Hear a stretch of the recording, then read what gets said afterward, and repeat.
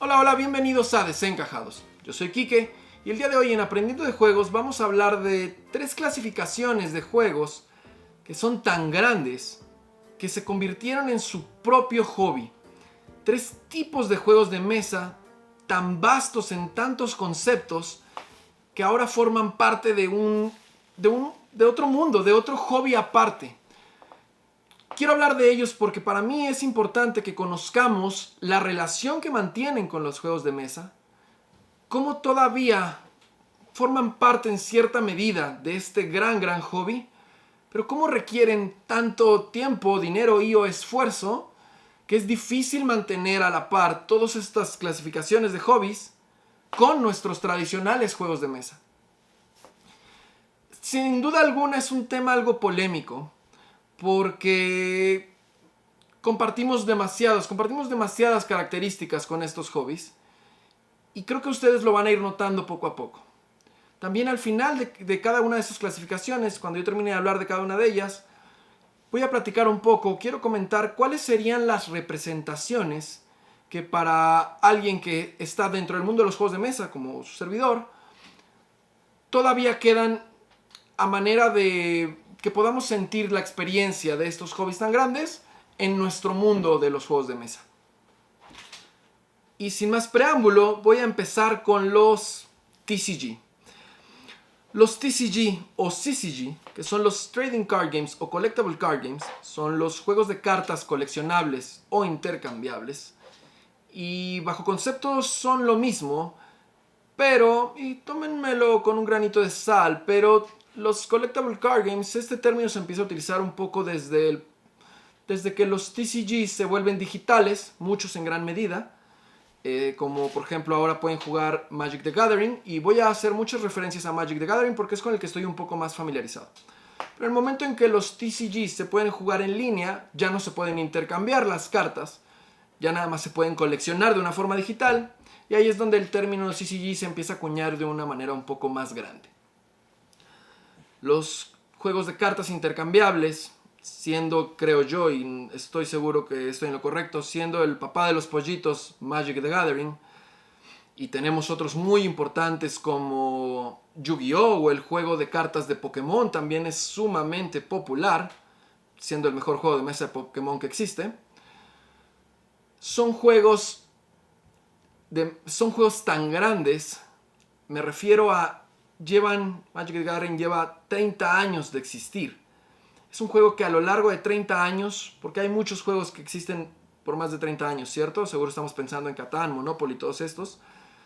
Pero los juegos de cartas coleccionables sacan expansiones constantemente y sin fallar, cada 3, 4, 6 meses. Es decir, son juegos que se van incrementando año con año de manera masiva. Esta cantidad de cartas tan abrumadora permite que los juegos tengan diferentes formatos, es decir, con las mismas cartas, con las mismas mecánicas, pero con limitaciones en los años en que las cartas salen o en el tipo de estas expansiones, se van armando diferentes formas de jugar el mismo juego. Esto es real para varios de los TCGs. Yo lo veo un poco, repito, un poco más desde el punto de vista de Magic the Gathering, que es, en mi opinión, tengo que decirlo, debe ser el TCG más importante que existe a la fecha y con el que yo estoy definitivamente un poco más familiarizado. Entonces, si nosotros tuviéramos que medir juegos de cartas, juegos de mesa contra los TCG, sería algo injusto. Sería injusto por la cantidad de años de expansiones y de todo lo que conlleva dentro del juego. No estoy hablando simplemente que sean juegos grandes en los años y en las expansiones que tengan. Son juegos que manejan su propia comunidad, manejan su propia economía. No solo es un hobby aparte los TCGs, también cada uno de estos juegos, llámese cualquiera de estos TCGs, de nuevo Magic, Yu-Gi-Oh, Pokémon, los que sean, son su propio hobby individual. Muchas de las personas que juegan estos TCGs se dedican como hobby únicamente a eso. ¿Quieren ir más allá? Se dedican profesionalmente únicamente a eso. Estos juegos manejan miles de millones de dólares. ustedes se asombrarían, las personas que no están familiarizadas, con lo que llegan a costar las cartas de colección o armar un deck de colección. Los números varían en miles de dólares. Oye, ¿te estás comiendo mi Black Lotus? ¿Sabes lo que vale esa carta? Pues más bien valía, ¿no? Ya ahorita ya valió porque... Perdón, ¿te compro otra? ¿Sí? Pero no quiero espantar a nadie. Uno puede empezar a jugar cualquiera de estos TCGs, o la gran mayoría, de manera tan económica que es gratis. Esa es la verdad. Tanto físicamente como digitalmente, ustedes pueden bajar la aplicación de alguno de estos TCGs y pueden jugarlo de manera gratuita, totalmente. Y pueden empezar en cero. También, incluso en la forma física, estoy seguro que si ustedes conocen a alguien que esté dentro del mundo de estos TCGs, digo, y lo he visto pasar y yo lo he hecho, armar un mazo, un deck de cartas que no valen ya nada, honestamente, porque se le llaman comunes, las cartas comunes no son las raras dentro de estos juegos. Para los jugadores expertos estas cartas ya no tienen ningún valor, entonces muy fácilmente le pueden regalar a la gente de este tipo de cartas con el afán de enseñarles a jugar, con el afán de que ustedes aprendan lo bonito de estos juegos de mesa. Y de ahí en adelante uno se puede ir al infinito, desde jugar gratis hasta jugar por miles de dólares. Reitero, no estoy ni cerca de estar exagerando en lo que cuestan estas cartas. Pero tomen en cuenta que por algo son un hobby aparte. Este hobby requiere tiempo, requiere dinero si queremos ser expertos, requiere mucho esfuerzo, mucha preparación. Normalmente este tipo de juegos en los niveles más grandes es porque se van a jugar torneos en las diferentes categorías, en las diferentes medidas, en las diferentes ubicaciones y locaciones, desde nivel local hasta nivel mundial, siendo ahora más fácil por las plataformas digitales. ¿Y qué nos queda? ¿Qué nos queda en el mundo de los juegos de mesa que nosotros podamos comparar con estos juegos? Bueno, por supuesto que, primero que nada, como dije anteriormente, podemos utilizarlo a nivel muy básico. Simplemente si queremos aprender cualquiera de estos juegos, lo podemos hacer sin necesidad de gastar tanto, sin necesidad de ir a torneos. Podemos de manera muy sencilla aprender a jugar cualquiera de ellos y limitarnos a jugarlo de una manera amigable. También se acuñó hace muchos años, y creo que de la mano de Fantasy Flights, se acuñó el término Living Card Game y Legacy Card Game, que son los juegos de cartas vivientes y juegos de cartas de legado. ¿Qué pasa en estos? Bueno, en lugar de que compremos sobrecitos de cartas, como en todos los demás, donde no sabemos qué cartas nos van a salir, ellos se encargan de hacer sobrecitos de cartas que sabemos qué cartas nos van a salir. Entonces están predefinidas, pero van saliendo con el tiempo y esto nos permite ir expandiendo nuestro juego, ya sea un juego de combate, como había alguno de Game of Thrones, o juegos de historia, como es el famoso Arkham, The Living Card Game, Arkham Horror. Dentro de estos juegos, el más nuevo y uno de los más famosos es por supuesto el juego de Marvel Champions, también de Fantasy Flight Games, que es muy bueno. Tenemos nuestro mazo preconstruido y entonces cada vez que vamos a jugar ya tenemos un mazo listo para desarrollar el combate o la pequeña trama que estamos ocurriendo en ese momento. Y en mi opinión, tal vez saliendo un poquito de tema, pero me parece que los juegos Deck Builder, que vamos a hablar de ellos bastante en otro de los episodios, los juegos Deck Builder pudieran ser una cierta representación. Vaya, comenzamos con un pequeño mazo muy ligero, como es en la vida de los trading card games, y conforme pasa el juego lo vamos haciendo más grande. Pasa lo mismo en los trading card games, pero a niveles brutalmente más grandes. Y vaya, reitero que Magic the Gathering, Pokémon y todos ellos mantienen cierta chispa, cierta vida dentro de los juegos de mesa. Tan es así que Magic the Gathering trata de sacar en repetidas ocasiones diferentes juegos con el nombre de Magic the Gathering, con ciertas mecánicas, con ciertos personajes del mundo de Magic the Gathering, y los trata de volver juegos de mesa. Tal vez no son lo mejor, tal vez han fallado, tal vez no son los favoritos de muchos, pero ahí están. Pokémon, por su parte, tiene unos juegos de mesa bastante malos a lo largo de la historia, y el día en que Pokémon decida sacar un juego de mesa decente, el mundo va a estallar. Así de sencillo, ¿no? Pero seguiremos esperándolo. Creo que por ahora eso es todo lo que voy a comentar con respecto a los TCGs y los CCGs. Les reitero, es un mundo tan grande que no solo este hobby, cada uno de estos juegos es merecedor de blogs, canales, escritos, economía, tanto y tanto y tanto. Pero por ahora creo que es suficiente para que ustedes decidan si quieren meter los pies en el agua un poquito en este tipo de juegos. Nuestro siguiente tema son los Miniature Wargames. Los Wargames, y me voy a referir específicamente a estos juegos donde se manejan ejércitos de miniaturas y se tienen terrenos en toda una mesa o en el piso cuando es necesario, con montañas y árboles o estructuras y edificios, y manejamos y comandamos nuestros ejércitos a lo largo de todo el terreno con mecánicas súper complicadas y específicas de combate, haciendo uso de cintas métricas, de pequeños transportadores, de pequeños moldes que definen el daño de una bomba o de un ataque mágico. Incluso en algunos de ellos utilizamos punteros láseres para saber si le estamos dando o no al objetivo. En fin, es un hobby precioso y como tal es un hobby súper complicado. Los Miniature Wargames no solo tienen esta parte de ser en extensión de terreno, porque ocupan todas unas mesas que muchas veces no son desmontables o ocupan bastante espacio. También las miniaturas ocupan mucho espacio. Hay que tener ejércitos clasificados perfectamente en sus cajas. Tienen una parte muy hermosa, pero de mucha paciencia y necesidad para este juego, que es la parte de la manualidad. ¿A qué me refiero con esto?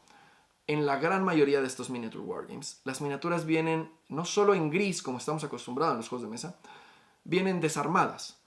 Hay que cortarlas de sus extensiles, hay que pegarlas, pulirlas, limarlas y en los Miniature Wargames, en la mayoría de ellos, hay que pintarlas. Hay que tenerlas pintadas para que se sienta esta vibra dentro de la mesa. Esto es lo que le da vida a estos Miniature Wargames. Por supuesto, el más famoso tendría que ser Warhammer, en mi opinión. No soy el gran experto en Warhammer, pero les puedo decir que definitivamente es un juego increíble y que no es el único. Los Miniature Wargames van en temáticas como tanques. En Segunda Guerra Mundial hay Miniature Wargames del Señor de los Anillos, de Star Wars, en fin, de todo lo que ustedes quieran. Y lo que sigue después de los Miniature Wargames y de todo lo que conlleva estas manualidades de construir el terreno, de construir no solo las miniaturas, pintar el ejército, de armar estos edificios. Hay toda una cultura también en hacer todos los pequeños obstáculos dentro del terreno para que se vea lo más impresionante posible. Eso es en gran medida, es gran parte del hobby. Y eso requiere mucho tiempo, mucha paciencia, mucho esfuerzo y, créanme, mucha destreza para la gente que es experta en armar, pintar y tratar todas estas miniaturas y terrenos. Es un hobby muy hermoso. En siguiente nivel de los Miniature Wargames voy a hablar de los Skirmish Games. Los Skirmish Games que comparten muchas características con los Wargames, pero se definió que tal vez manejar un ejército era muy grande y entonces en estos Skirmish Games, en estos pequeños juegos de guerrilla, manejamos equipos mucho más compactos. En lugar de tener 100, 200 miniaturas en la mesa, tenemos equipos entre, 5 y 10, equipos más tácticos que se van a enfrentar en un terreno normalmente mucho más pequeño, mucho más ligero. Y tenemos ejemplos excelentes como el increíble Infinity Corvus Belli y el muy popular Marvel Crisis Protocol, el juego de miniaturas. Sin embargo, consideren que también las miniaturas vienen desarmadas y sin pintar y hay que tratarlas y hay que armar un terreno también. Esto por supuesto puede ser de la manera más ligera posible. Podemos poner cualquier carrito, cualquier vaso que represente algo en el terreno, pero es incremental hasta donde ustedes lo quieran llevar. ¿Y qué nos queda? ¿Qué nos queda dentro del hobby de los juegos de mesa? Por supuesto que tenemos los Wargames. Por supuesto que sí. Tenemos juegos como Memoir 44. Tenemos juegos, los que se les llaman control de área con tropas en el mapa. No solo control de área, tiene que ser con tropas en el mapa. Como son el muy famoso Risk. Tenemos juegos como... Me gustaría asimilar en este tipo de concepto la saga de Eric Lang de Blood Rage, Rising Sun, el nuevo Ankh. Cosas tal vez como Kemet, Cry Havoc. En fin, hay representaciones. Hay representaciones de estos juegos de mesa de guerra. A nivel juego de mesa es mucho más compacto, con un tablero. Tenemos incluso el mismo Warhammer Disc Wars, que en lugar de tener miniaturas tenía estos pequeños discos, y este tal vez es un juego muy viejito y no sea el favorito de muchos, pero están estas representaciones. Tan es así que las marcas de estos wargames sacan juegos de mesa con representaciones de Warhammer, en sus diferentes representaciones, porque hay muchas en el futuro, en un mundo apocalíptico, en algo un poco más medieval. En fin, hay mucha variedad de donde elegir. De nuevo, me parece que con esto tenemos el gran panorama de lo que implican los wargames y de qué pueden ustedes utilizar en su colección de board games, en su colección de juegos de mesa, para representarlos, o qué tanto quieren entrar en este hobby. Y por último quiero hablar el día de hoy de los RPG, los Role-Playing Games. Los Role-Playing Games teniendo por excelencia o el más conocido a Dungeons and Dragons. No sé si es el mejor, pero definitivamente es el más conocido, al grado de que hay películas que llevan este nombre. Dungeons and Dragons pertenece también a Wizards of the Coast, que pertenece a Hasbro. En fin, es una marca muy grande. Dungeons and Dragons es... Sí, el papá de los pollitos en este caso. Incluso muchos de los juegos de rol que van saliendo toman el reglamento oficial de Dungeons and Dragons y lo adaptan a una temática distinta. Por supuesto que hay otras marcas como Pathfinder e infinidad de otras que representan temáticas muy variadas. Tenemos juegos de rol de nuevo, de Star Wars, de Alien, de Marvel, de muchísimas cosas y de todos los temas que ustedes quieran. ¿Pero qué es un juego de rol? Porque el término RPG también aplica para los videojuegos. Pero en este caso, un juego de rol implica que nosotros vamos a crear un personaje. Cada uno de los sentados en la mesa va a crear un personaje. Y hay reglamento para esto en cada una de sus diferentes iteraciones. Con ciertas características. Yo voy a elegir ser el famoso elfo o enano que va a salvar al mundo de los dragones, y vamos a tener lo que se llama una party, que es nuestro grupo de aventureros, y todo esto lo lleva, toda esta historia que se va a desempeñar, lo va a llevar lo que se le dice el Dungeon Master.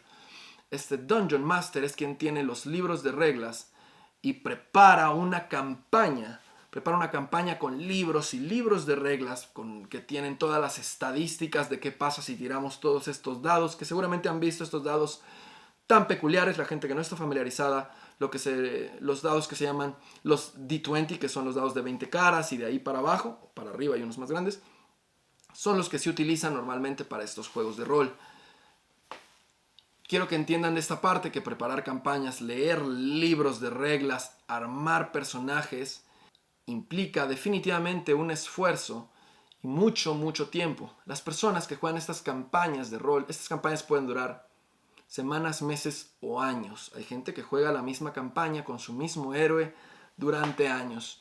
Y de ahí es donde se va entendiendo, ¿cierto? Que estos hobbies, estos RPGs, no solo es un hobby aparte, cada una de estas campañas que uno decide jugar es su propio hobby aparte. Tiene que designarle este tiempo cada semana o cada vez que se sienten a jugar esta historia, todos los involucrados, para progresar en ella y vivir estas aventuras. Es un juego muy bonito, implica también muchas cosas como el crecimiento del juego. Me refiero a, uno puede empezar con un papel y una hoja y sentarse a escuchar una historia y ser parte de ella, platicando, tirando dados, para ver qué pasa a lo largo de la historia, porque los dados determinan en gran medida si tu golpe acertó o falló, si lograste hacer alguna habilidad como robarte algo, cosas de ese estilo. Todo lo determina dos cosas: tu manera de hablar, tu manera de explicarlo y de vivirlo, y la tirada de los dados, que es contra lo que el Dungeon Master va a cotejar detrás de su pantallita, la famosa pantallita, cuál es el resultado de esta historia. Se requiere una gran habilidad mental para poder imaginar y crear un mundo donde todos en la mesa están conectados y entrelazados.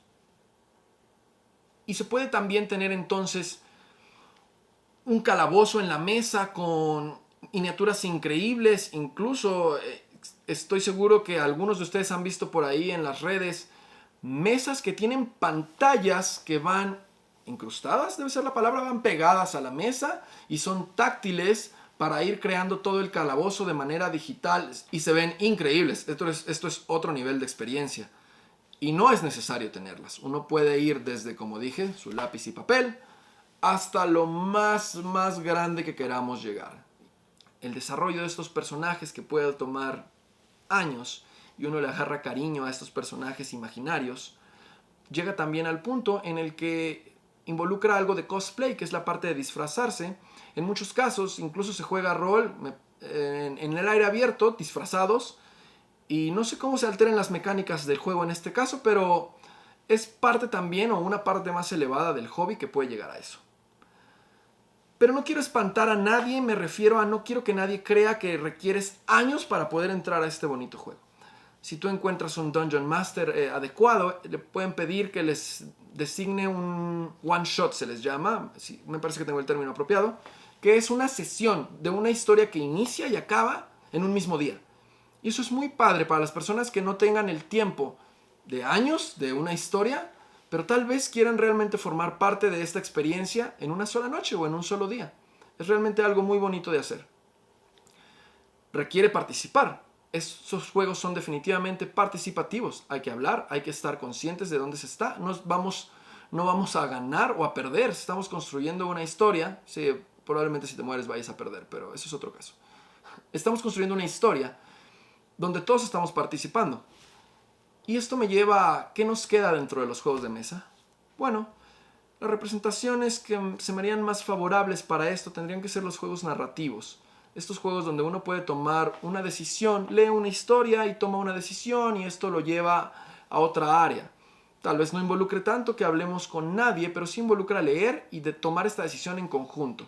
Juegos como Legacy of Dragonhold, Sleeping Gods o cualquiera de estos juegos que involucran Tainted Grail, que involucran leer bastante e ir tomando decisiones a lo largo de una historia, me parece una manera apropiada de representar los RPGs dentro de los juegos de mesa. Si lo queremos ver un poco más enfocado en la parte de las miniaturas, tenemos lo que son los Dungeon Crawlers y vamos a hablar de ellos en otro episodio mucho más a profundidad. Pero es tanto así que incluso Dungeons & Dragons y Pathfinders sacaron sus propios juegos de mesa. Tienen sus propios juegos de mesa bajo el mismo nombre e involucran cartas y miniaturas dentro del mundo y los personajes de Dungeons & Dragons y Pathfinders respectivamente.